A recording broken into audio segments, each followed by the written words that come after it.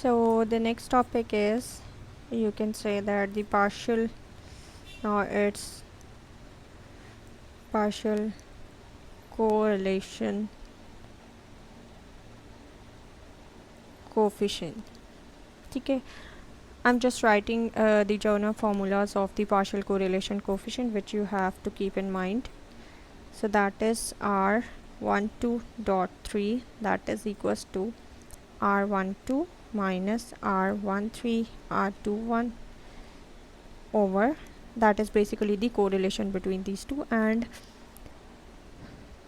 that is divided by the variance of 1 minus R13 square and 1 minus R23 square.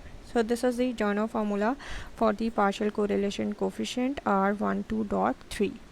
And similarly, in terms of R13.2, I have the formula that R13, that is 13 minus R12 and R23 divided by 1 minus R12 square and 1 minus R23 square.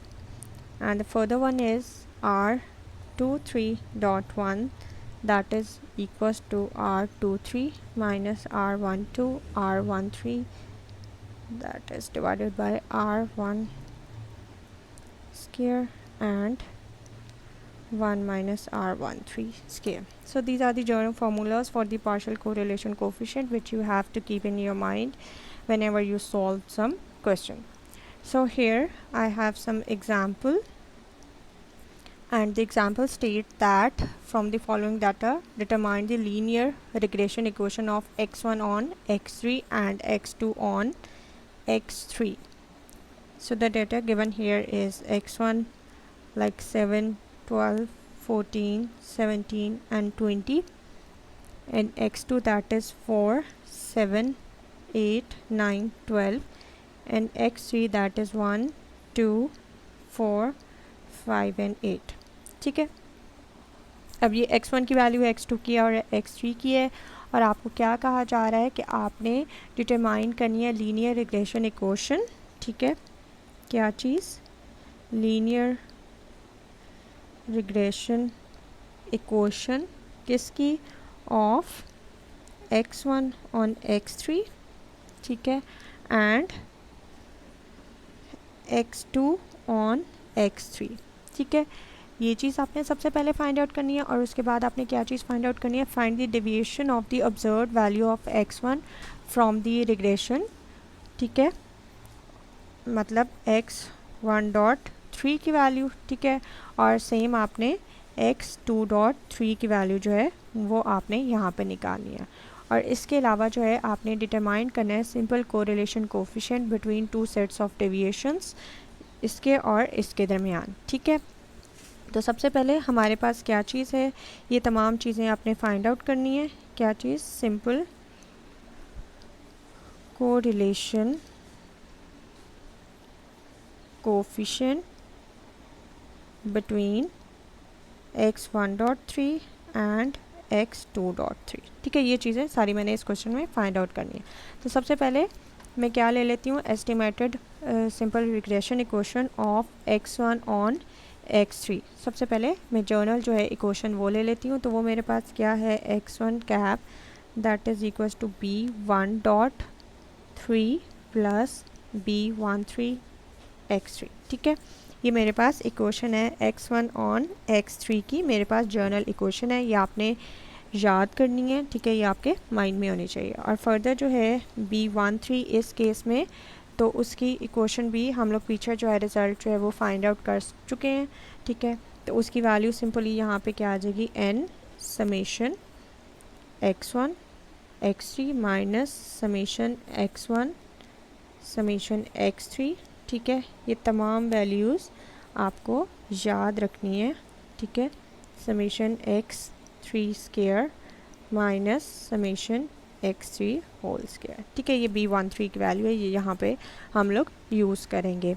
और जो मेरे पास b1.3 की value है, तो वो किसके equal है?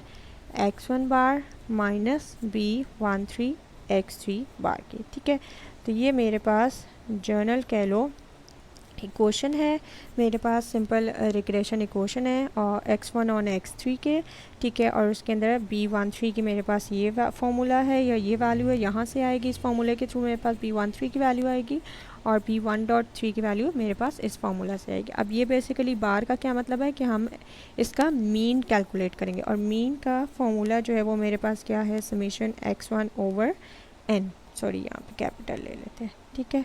और इसी तरह ही x3 जो है उसका क्या आ जाएगा, समेशन x3 ओवर n।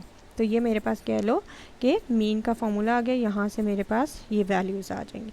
अब डाटा में आपके पास क्या चीज़ गिवन है, x1 की वैल्यू गिवन है, x2 की और x3 की। तो x1 की वैल्यू क्या है, 7, 12, 14, 17 एंड 20 और x2 की वैल्यू क्या है, 4, 7, 8, 9 एंड 12 और x3 की मेरे पास क्या वैल्यू है, 1, 2, 4, 5 एंड 8, ठीक है।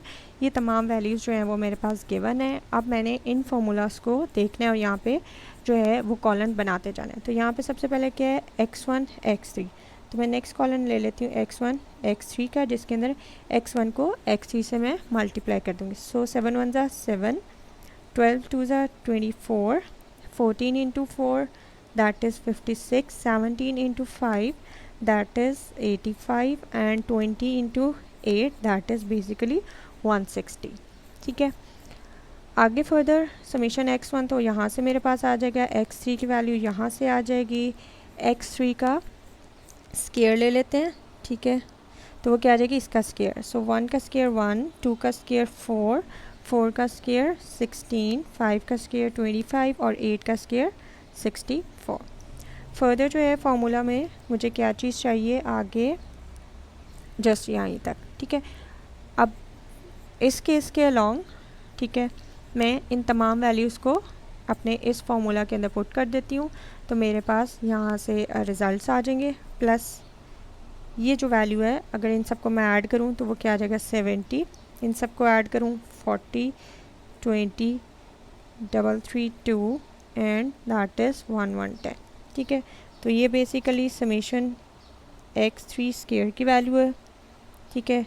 ये समेशन x1 x3 की वैल्यू है, ये क्या है, समेशन x3 की, समेशन x2 और ये किसकी वैल्यू आ गई, समेशन x1 की, ठीक है। तो अब यहाँ पे बार भी है, तो ये फार्मूलाज मेरे पास समेशन x1 ओवर n की आ गई वैल्यू। तो अब मैं x1 bar that is equals to summation x1 की क्या वैल्यू है मेरे पास, 70 ओवर n जो है वो इस केस में क्या है, 1 2 3 4 5 वैल्यूज़ हैं। सो 5 दैट इज़ 14 और x3 की वैल्यू जो है वो मेरे पास क्या आ जाएगी यहाँ पे,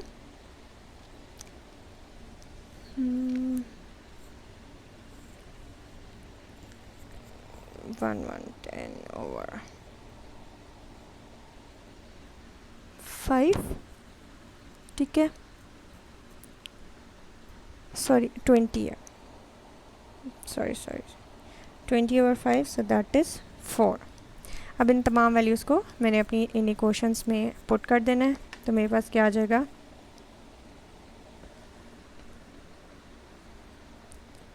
B13 that is equals to n की वैल्यू क्या है, 5 इंटू समेशन x1 x3 की वैल्यू क्या है, 332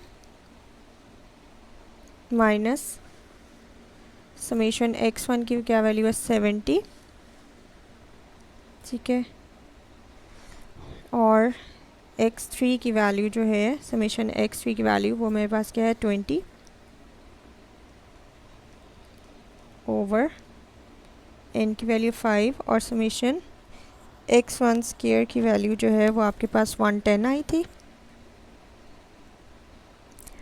और इसके अलावा माइनस, अब आपके पास क्या है, समेशन x3 का स्केयर है, बेसिकली ये क्या है, समेशन x3 का स्केयर है, तो मतलब 20 का आगे जो है वो स्केयर है, ठीक है। तो जब इसको मैं सॉल्व करूँगी तो यहाँ से मेरे पास वैल्यूज़ आ जाएंगी दैट इज़ इक्वल्स टू 1.73। आगे फर्दर b1.3 की वैल्यू है, ठीक है, वो क्या है बेसिकली x1 बार माइनस b13 x3 बार। तो x1 बार की वैल्यू जो है पीछे मैं अभी इधर सॉल्व करके 14 और x3 की 4, ठीक है। So that is 14 minus b13 की ये वैल्यू इनटू x बार की क्या वैल्यू थी 4, ठीक है। तो यहाँ से रिज़ल्ट जो है वो क्या आ गया 7.08, ठीक है। ये तो मैंने एक के लिए फाइंड आउट किया था, मतलब x1 ऑन x3। तो इसी तरह ही आपने x2 की वैल्यू जो है वो निकाल लेनी है, x2 की इक्वेशन, ठीक है। तो x2 की इक्वेशन जो है वो आपके पास सिंपली फार्मूलाज जो हैं वो क्या आ जाएंगे, that is same like that above, b2.3 plus b23, और यहाँ पे क्योंकि ऑन x3 थी तो आपके पास यही क्वेश्चन आ जाएगी, और b23 का फॉर्मूला क्या आ जाएगा n समेशन। अब वहाँ पे x1 ऑन x3 था, यहाँ पे x2 ऑन x3 है, ठीक है। तो आपके पास क्या आ जाएगा x3 सेम फार्मूला है, सिंपल आपके पास ये जो टर्म्स हैं ये चेंज होते जाएंगे, ठीक है। और b2.3 की वैल्यू इस केस में क्या आ जाएगी x2 बार माइनस b23 और x3 बार, ठीक है। अब इस केस को भी उसी तरह से सॉल्व करेंगे, बट यहाँ पे टेबल में मेरे पास क्या आ जाएगा एक और term, that is x2 into x3। तो वो क्या आ जाएगा x2 into x3, that is 4 7 2 ज़ा 14 8 4 ज़ा 32, ठीक है, जस्ट लाइक दैट 9 5 ज़ा 45 एंड देन 12 8 ज़ा मेरे पास क्या आ जाएगा 96। और इसको जब मैं ऐड अप करूँगी तो ये 191, that is the value of the summation x2 x3, ठीक है। तो ये वैल्यूज़, ये तमाम वैल्यूज़ आप इन फार्मूलाज में पुट करोगे, ठीक है। तो आपके पास कह लो कि b23 एंड b2.3 की वैल्यू आ जाएगी, जिसको मैं यहाँ पे डायरेक्टली जो है ये वैल्यू लिख रही हूँ b23 की। जब आपने ये तमाम वैल्यूज़ यहाँ पे पुट कर दी तो वो क्या आ जाएगी आपके पास 1.03, और b23 की वैल्यू क्या आ जाएगी 3.88, ठीक है। तो मेरे पास इक्वेशंस क्या आ जाएंगी x1 बार, तो वो मेरे पास किसके इक्वल थी b1.3, तो b1.3 की वैल्यू क्या थी 7.08, ठीक है, प्लस आपके पास b13 की वैल्यू क्या थी 1.73, ठीक है, x3, और आपके पास x2 कैप की क्या वैल्यू आ जाएगी b2.3 की दिस वन, ठीक है, प्लस सॉरी यहाँ पे इक्वेशन में मेरे पास क्या है नो सही है प्लस, ठीक है। तो प्लस मेरे पास क्या आ जाएगा 1.03 x3, ठीक है। तो ये मेरे पास कह लो कि रिग्रेशन इक्वेशंस आ गई। अब आपने क्या चीज़ फाइंड आउट करनी थी फर्दर, जो है हम लोगों ने x1.3 एंड x2.3 की वैल्यू जो है वो फाइंड आउट करनी थी। हमने लीनियर रिग्रेशन इक्वेशंस जो हैं वो फाइंड आउट कर ली। तो वो कैसे करेंगे, अब x1.3 जो है उसको मैं किस फॉर्म में लिख सकती हूँ x1 दिस टर्म, और इस सारी टर्म को उठा के मैं इक्वल के सब ले आऊँगी -7.08 माइनस 1.73 x3, ठीक है। और x2.3 की वैल्यू क्या आ जाएगी x2 माइनस 3.88 प्लस 1.03 x3, ठीक है।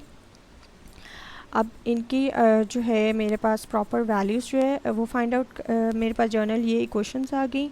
अब आपने और क्या चीज़ फाइंड आउट करनी है, आपने सिंपल को रिलेशन कोफिशिएंट फाइंड आउट करना है बिटवीन x1.3 एंड x2.3, ठीक है। तो मेरे पास जो जर्नल फार्मूला है उस केस के अलॉन्ग, ठीक है, तो वो क्या है r12.3 that is equals to summation x1.3 x2.3, ठीक है, ओवर समेशन x1.3 का स्क्वायर एंड समेशन x2.3 का स्क्वायर। ठीक है, तो मेरे पास ये क्या आ गई, coefficient of correlation between x1.3 and x2.3, ठीक है, which is the coefficient of partial correlation between x1 and x2, ठीक है, which is influenced by x3। ठीक है, तो यहाँ पे मेरे पास सिंपली क्या आ जाएगा, आपके पास ये जो है फॉर्मूला आ गया। अब आपने वैल्यूज़ पुट करनी है। तो x1 जो है ऑलरेडी मेरे पास गिवन था, x2 भी गिवन था, x3 भी। तो x1 क्या था, 7, 12, 14, 17 एंड 20, और x2 की वैल्यू थी 4, 7, 8, 9 एंड 12, और x3 की थी 1, 2, 4, 5 एंड 8। ठीक है, ये मेरे पास टर्म्स जो हैं वो गिवन थी, और आपने x1.3 की वैल्यू और x2.3 की वैल्यू फाइंड आउट करनी है, और फर्दर इस फॉर्मूला के अलॉन्ग x1.3 इंटू x2.3 की वैल्यू, देन फर्दर x1.3 के स्क्वायर और x2.3 का स्क्वायर। ठीक है, ये तमाम टर्म्स जो हैं यहाँ पे मैंने फाइंड आउट करनी है। तो x1.3 की वैल्यू कैसे आएगी, ये जो मेरे पास फॉर्मूला है x1.3 में, अब यहाँ पे x1 की वैल्यू जो गिवन है, ठीक है, और x3 की वैल्यू जो गिवन है वो आपने पुट करनी है। यहाँ पे मैं अगेन जो है ऊपर इक्वेशन लिख देती हूँ x3 की, that is x1 minus 7.08 minus 1.73 x3, और x2.3 की वैल्यू क्या है, that is equals to x2 minus 3.88 minus 1.03 x3। ठीक है, ये मैंने दोनों इक्वेशंस लिख दी, x1.3 की और x2.3 की। ठीक है, तो सबसे पहले x1.3 की वैल्यू लेनी है, तो ये वाली इक्वेशन जो है इसको यूज़ करूँगी। अब x1 की जगह यहाँ पे क्या आ जाएगा, 7 माइनस 7.08 माइनस 1.73, और x3 की वैल्यू क्या आ जाएगी, 1। ठीक है, जब इसको पूरा सॉल्व करोगे, कैलकुलेट करोगे, तो वो क्या आ जाएगा, माइनस 1.1। फिर फर्दर नेक्स्ट टर्म में, अब यहाँ पे x1 की वैल्यू नेक्स्ट टर्म में 12 लोगे, और x3 की वैल्यू सेकेंड रो वाली 2 लोगे। ठीक है, तो इसके अलॉन्ग क्या आ जाएगा, 1.46। उससे नेक्स्ट में x1 की वैल्यू क्या आ जाएगी, 4, और x3 की वैल्यू क्या होगी, 14 x1 की वैल्यू और x3 की 4।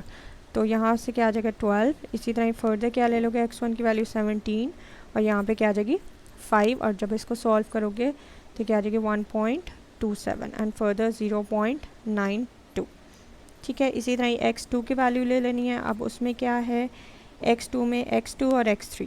ठीक है, तो फर्स्ट में x2 की जगह 4 और x3 की जगह 1 पुट करेंगे, और इस इक्वेशन में पुट करके वैल्यूज़ उसको सॉल्व कर लेंगे, तो आपके पास क्या आ जाएगा, माइनस 0.91। फर्दर में 7 और 2 ले लोगे, इस इक्वेशन में पुट करोगे, उसको सॉल्व कर लोगे, तो क्या आ जाएगा 1.06। ठीक है, लाइक दैट ये तमाम आपके पास वैल्यूज़ आ जाएंगी इस फॉर्म में। आगे फर्दर क्या, इन दोनों को मल्टीप्लाई करना है। इन दोनों को मल्टीप्लाई करोगे तो आपके पास 1.6471 आ जाएगा। देन फर्दर इसका स्क्वायर ले लोगे तो वो क्या आ जाएगा, 3.2761, और फर्दर क्या है 0.8281। ठीक है, लाइक दैट ये टेबल में आप तमाम वैल्यूज़ जो हैं ये फाइंड आउट कर लोगे, कैलकुलेट कर लोगे सिंपली, और उसको उन तमाम वैल्यूज़ को एट दी एंड इस फार्मूला में पुट करोगे, तो आपके पास R12.3 की वैल्यू आ जाएगी। तो वो इस केस में क्या आ रही है, जब तमाम वैल्यूज़ आप पुट करोगे 0.83। ठीक है, तो यही चीज़ें आप लोगों ने फाइंड आउट करनी थी इस केस में। और अगर आपके पास इससे फर्दर आपसे कहा जाए कि आपने पार्शियल कोरिलेशन कोफिशिएंट की वैल्यूज़ भी फाइंड आउट करनी है, ठीक है, मतलब R12.3 की, ठीक है, और उसके लिए मेरे पास जर्नल जो है वो फार्मूला क्या है पार्शियल कोरिलेशन कोफिशिएंट का, ठीक है, दिस वन। अब इस केस में आपके पास क्या है, R12 की, R13 की और R23 की वैल्यूज़ गिवन होंगी ऑलरेडी पहले से।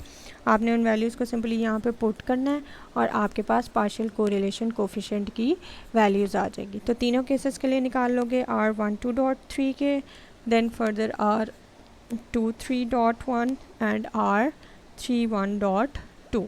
ठीक है, तो तीनों फार्मूलाज में वैल्यूज़ पुट कर दोगे जो भी आपके पास R12, R13 और R23 की गिवन होंगी, तो वहाँ से आपके पास क्या आ जाएगा, पार्शियल कोरिलेशन कोफिशिएंट्स की वैल्यूज़ आ जाएंगी।